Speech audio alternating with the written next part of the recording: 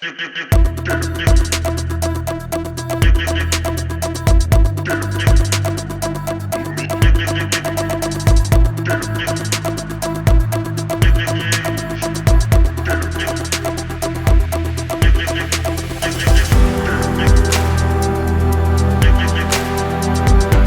back to another episode of Black and White. This is episode 2. In our previous episode, we discussed about the 6 areas of life. It's important to know it at heart. It's important to know it and not forget it. The spiritual area, the mental transformation, the health, the financial, the relational, and the purpose. It's important to know it so that it helps you in making decisions and quality decisions. Today, we'll be talking about one principle that can help you change your mindset forever. One principle, and that would be the power of personal responsibility. The power of personal responsibility.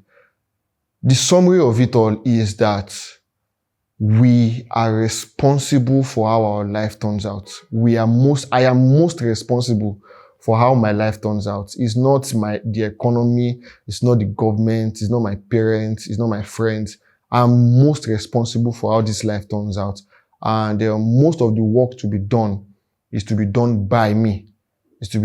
Of course, people would help, like we know in the relational area of life, but most of the work to be done in personal development is done by us.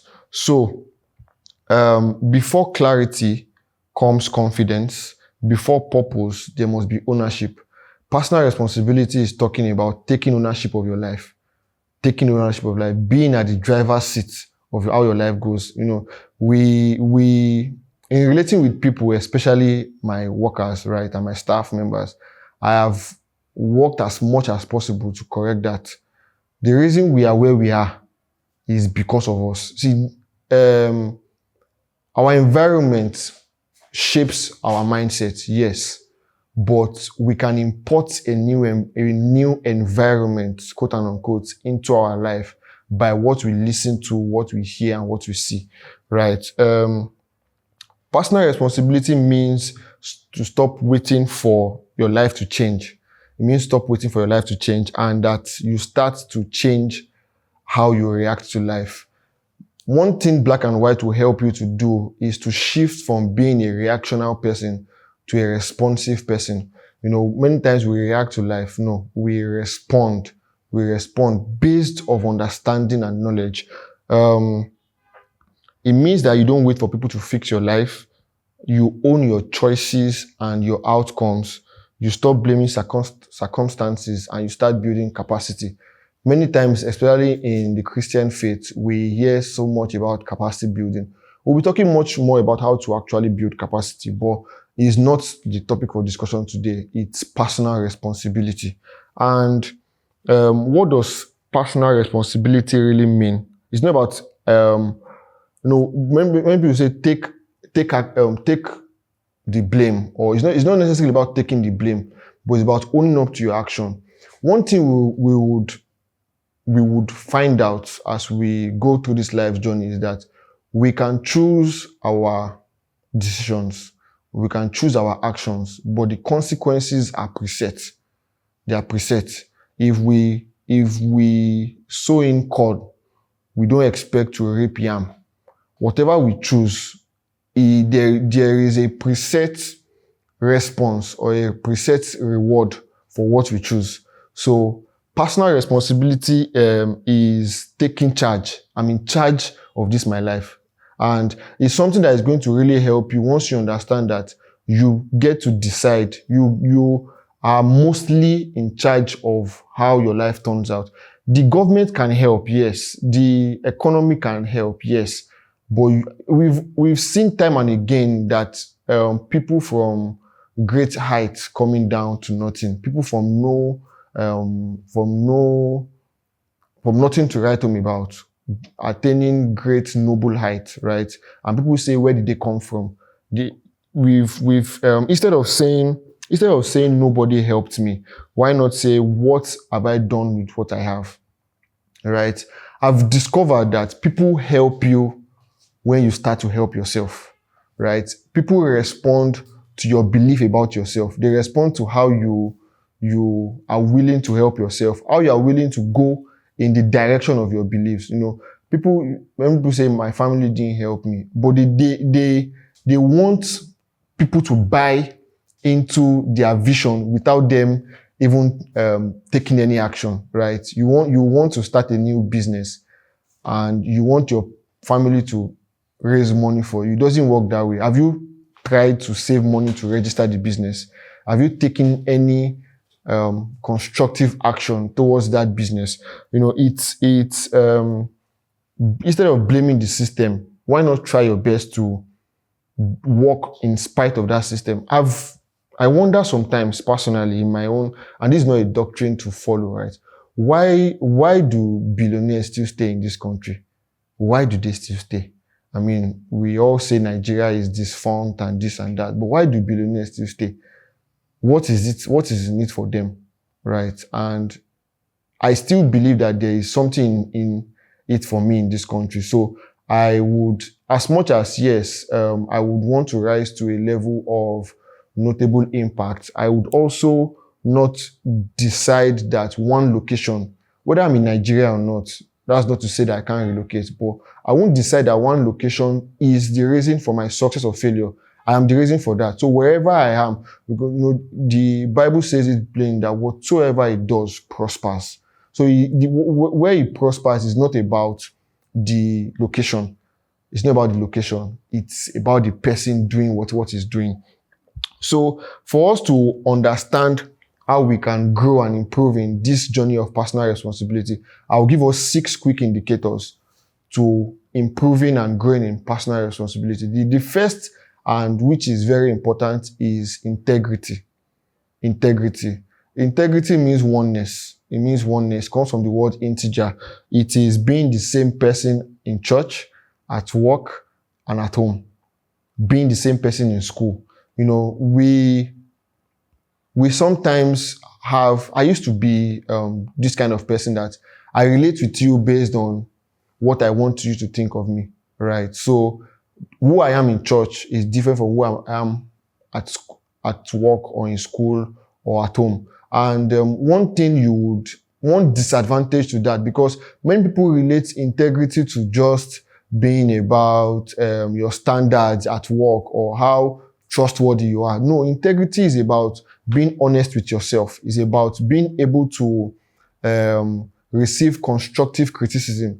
If I am person A everywhere and they correct me for something that I can be better on, I also don't believe in this statement that people say, this is who I am. You can always be better, right?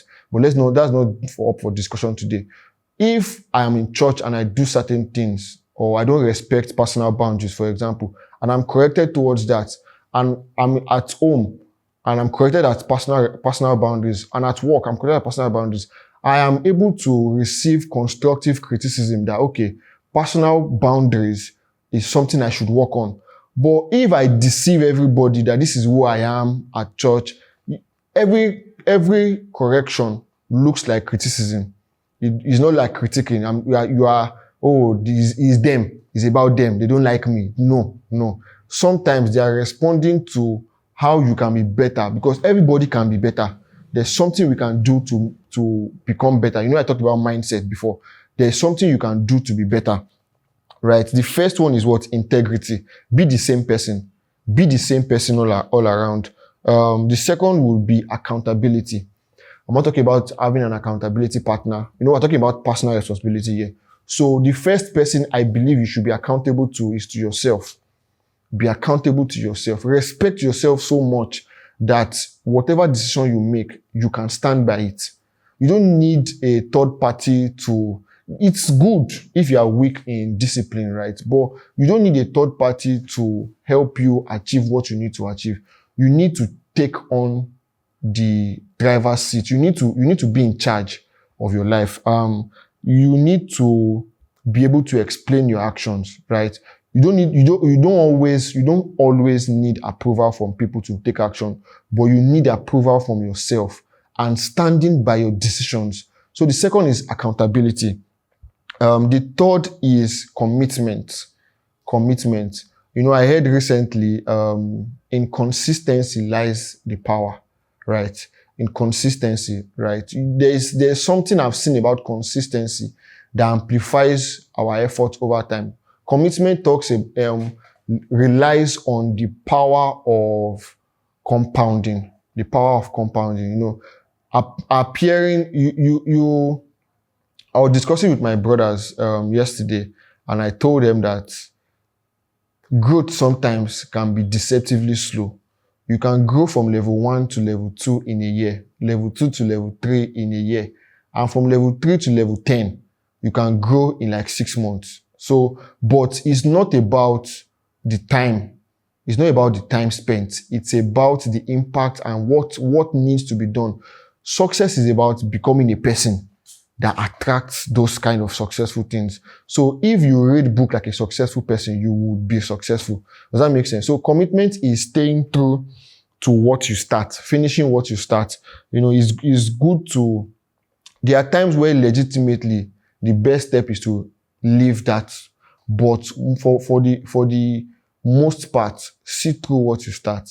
For example, for me, I will be committed to this podcast. It's been something that I have delayed for the longest time. And right, my problem is I didn't want to start what I cannot continue. Right. But commitment is staying through the course. Staying through the course. You don't see a farmer after planting immediately start getting angry at the soil for not yielding. There's a time basis to it. You don't see a pregnant woman forcing the child out that you should be born now. No, there is a gestation period. So commitment is staying through that period. The fourth area is self-awareness. See, if you understand the previous episode talking about the 6 areas of life, it brings more awareness to who you are. It brings more awareness to yourself. Self-awareness is understanding your strengths, understanding your weaknesses, understanding what distracts you, understanding what drains you, understanding what you can do for hours without so much stress. For example, I have more strength towards speaking and running businesses. But if you ask me to stay 9 to 5, I most likely will frustrate you because I don't have the ability to stay on one thing morning to night for consistent period. But I found great successful that do these things and they do it with so much grace. Our parents worked 30, 40, 45 years in service and they have the grace for it. It doesn't mean one person is lesser or higher than the other, but it just shows that you are aware of yourself and you are playing to your strength while delegating your weaknesses. The fifth key to personal responsibility is openness to change. I said earlier that I don't believe in this is who I am. Who you are is a summation of your environment and what you understand about life.